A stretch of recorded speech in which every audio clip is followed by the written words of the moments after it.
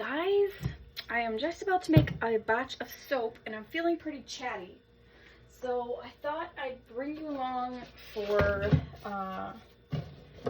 this and chat a little bit more. This will probably be a little bit longer video, but I want to walk you through some of the behind the scenes stuff that I do usually before I start recording. So one of the first things I do, obviously, suit up for safety, which means putting something on my arms, these, whatever they're called, sleeve things.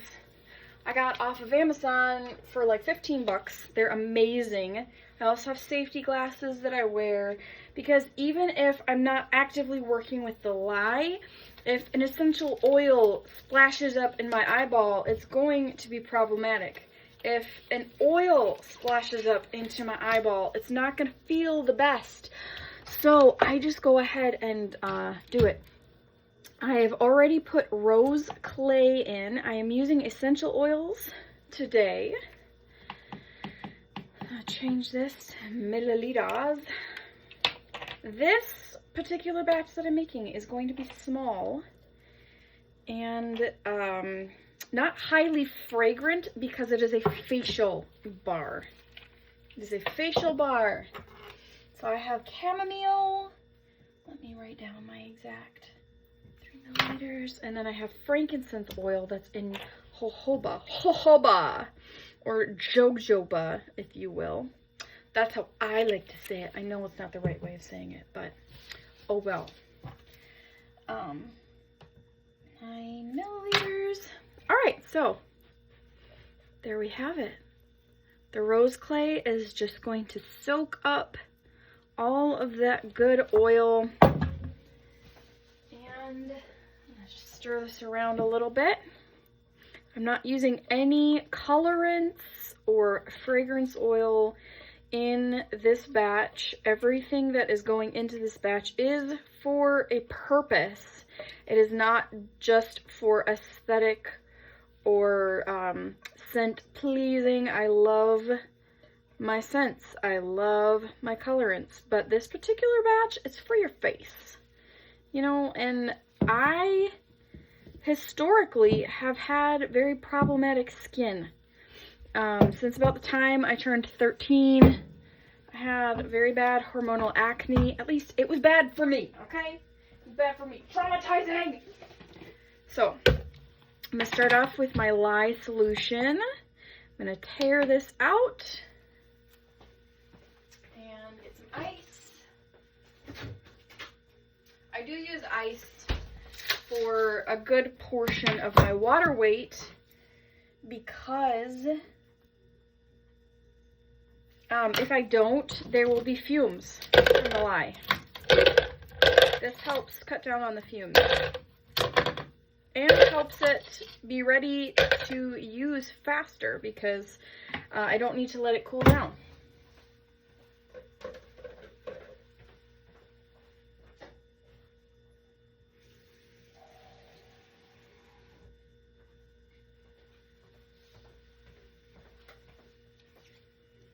All right.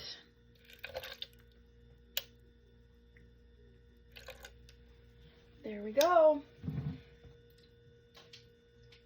The biggest thing people are afraid of when making cold process soap is the lye. That has been by far the biggest response that I've gotten when I tell people I make cold process soap. Yes, it's soap with lye. Any soap that is genuine soap has lye in it. Had lye in it. After the chemical reaction between the fats and the alkali, or the lye, that lye is no longer active. A chemical change has taken place, which is amazing. Science! So here is my lye. It's kind of in a powdery form, almost, not quite powder, maybe granule is a better word. Reminds me of like coarse salt or sugar. So I need a new jar. See, the static takes the lye, which can be it's quite scary because lye will burn your skin, which is why people are genuinely afraid of doing this, which I understand. I have no problem with people saying I'm afraid of it, because I was afraid of it when I first started. That was terrifying to me. I didn't know how I was going to get over my fear of lye and make soap. I didn't know how I was going to do it. But the thing is, it's like any tool that can also be used as a weapon. You treat it respectfully every single time. And when you do that, you reduce the likelihood of having a problem. So there are still some ice cubes in there, but it's melting. You can hear it kind of crackling.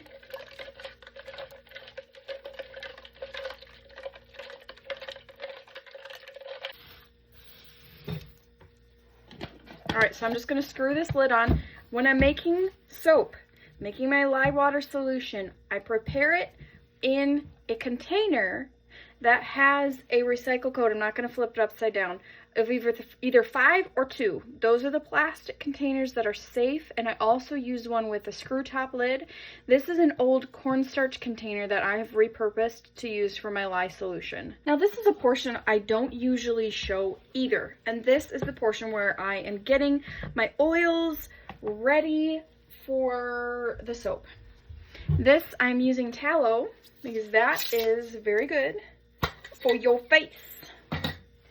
So I have my recipe that I have specially formulated myself. I formulate my recipes myself. I don't purchase recipes. I don't take other people's recipes, which honestly, if somebody has a recipe for free, go for it. Try it, whatever. When I started out, I did use Katie Carson's recipe because I learned how to make soap by watching her make soap. And that is one reason why I am such a huge advocate for teaching soap making. I have a lot of people that I have mentored kind of in this field of teaching them some of the basics of soap making, because there is a science and there is an art. And I had so many people help me when I was first getting started learning that I think it would be remiss of me to not turn around and do the same. I can't imagine not turning around and helping other people. You know, I share where I get my supplies from and how to formulate recipes and troubleshooting. There are so many factors to making soap. So yeah, that's a big part of. The only thing I don't do, and this is on purpose, I don't actually share my full recipe, especially with a beginner. And here is why. There is a definite reason why. It's not just I'm a miser or anything like that with my recipe, and my recipe is a secret, I don't want anyone to know. No, it's not because of that.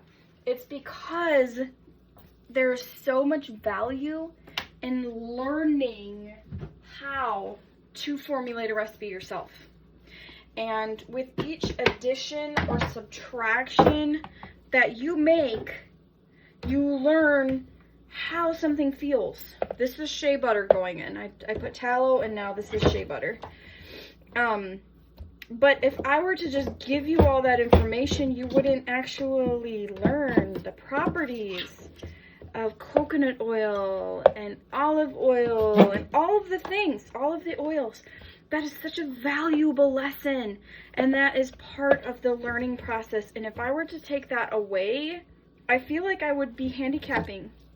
Because especially if you're going to be in business, that's the thing. Okay, so when I was in high school and just out of high school, I worked at a coffee shop. and people will come in and say, hey, I want to try this drink. What does it taste like? And if I hadn't tried it, I wouldn't be able to give an honest, personal response. It would be, well, people say this and people say that. It wouldn't be, well, I don't really like it, or hey, this is a really great point about this drink, you know? And I feel that's the same way with soap. If you are going to make it and you are going to put it out there and you are going to have your name on it, you ought to know how it performs.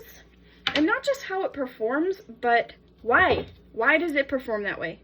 How can you make it perform differently? How can you get a different kind of bar? And that's really important to me, and I really want to stress that with people that I teach because I think it's vital. I know everybody has a different thought on that. That is my thought on that. And okay, so now I have all of my hard oils, or oils, fats, and butters that are solid at room temperature. Obviously, it's room temperature in this room. It's probably 76 degrees in this room. These are all solid, except the coconut oil that is slightly gelatinous. But I'm gonna pop these in the microwave and let them melt down. And when they're melted, I will come back.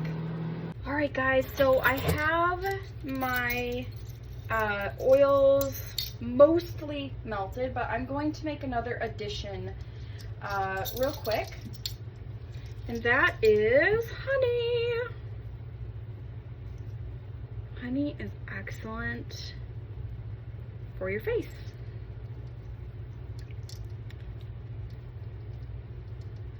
So this is raw local honey from a local apiary, which I think is really cool.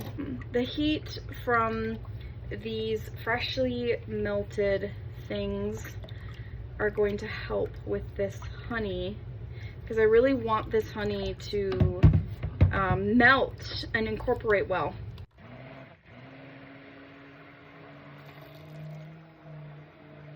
All right, getting a little bubbly up here.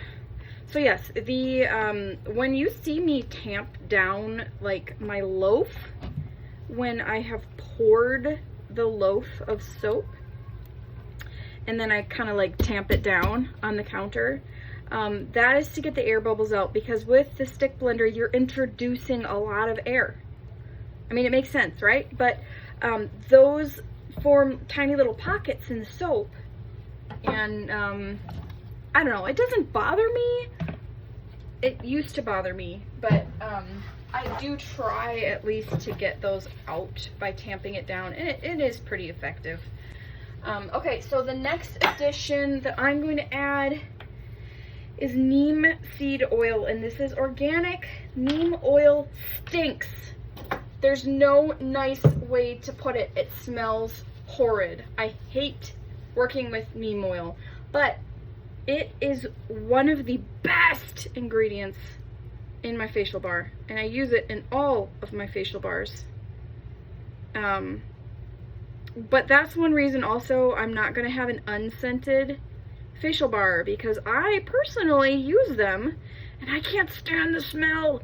So I use essential oils that are good for your face. I haven't had any complaints. Like, nobody's like, oh, this smells weird. But as a maker, like, I'm leaning right over it and smelling it. So it's a thicker oil. It's a darker oil. It's a really good oil. I just don't like the smell. Okay, next is avocado oil. Avocado. Okay, castor oil is next. And I'm just zeroing this out after each addition.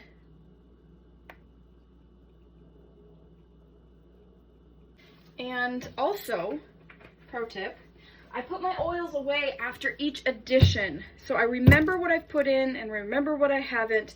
Even if you put it to one side, it helps, because I have 7 oils here. And I also mark them off, but sometimes I forget to mark them off in between. So putting the oil away or putting it to one side helps as a maker to remember what you've put in and what you haven't. So my next task is always to check the temperature of these oils, because obviously they had been in the microwave. They have warmed up to melt them down into a pourable consistency that is needed. I can smell that neem oil. But I'm gonna check the temperature. Okay. 107, and the lye solution is 91. Really? 94. Okay. All right. Since these are going into individual cavity molds, it's going to be a small batch. I'm not really worried about it setting up super fast. Famous last words. I think I'm going to just go ahead and Normally what I would do if this was the temp that I was going to make a big batch with, I would wait. I would, you know, do a load of laundry, do a load of dishes, whatever, but I'm just going to go for it. And, yeah. Should I pour this in? I'm going to pour it in. We're chancing the consequences right now. Right here, right now. Because normally, I don't add this until after I've reached emulsion, after adding my,